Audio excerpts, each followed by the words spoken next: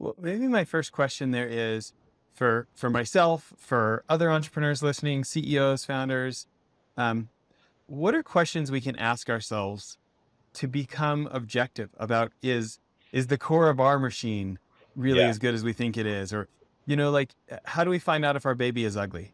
Yeah. No, it's a very, very good question. Nobody's baby's ugly, right? It's all in the eye of the beholder, but the reality is, some babies weren't built to be decacorns. So, or weren't born to be decacorns, unfortunately. So, yeah, I think it's all about product market fit. I cannot claim any of the credit for establishing product market fit. I recognized it when I got there. I don't know if it was by design or by pure luck, but it was there for us. And, we had an offering that was really engaging with the market. I think Mark Andreessen once said that, I think it was Mark Andreessen, might have been someone else, I might be misquoting, but, you know when you have product market fit when you just can't build the service fast enough. And, you just can't support the growth fast enough. And that's really the situation we were in. I remember for the first year that I was there, we had a sticky note process. We had every day that we had availability of droplets, we put a green sticky note on this kind of conference room wall we had. And at one point, it was almost all red. And then kind of I was tasked to, okay, go figure out our infrastructure strategy, go build it out.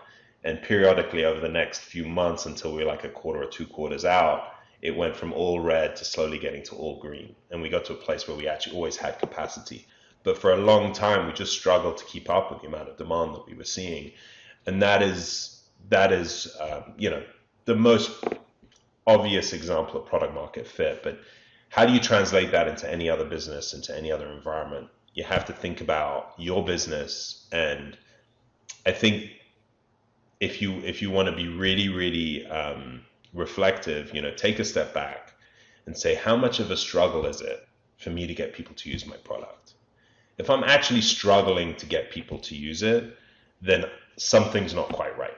If I introduce it to people and they immediately buy into it and they immediately start using it, I'm actually seeing, intention. And then the next step beyond that is if they tell their friends how good it is and their friends start using it, then I have true product market fit.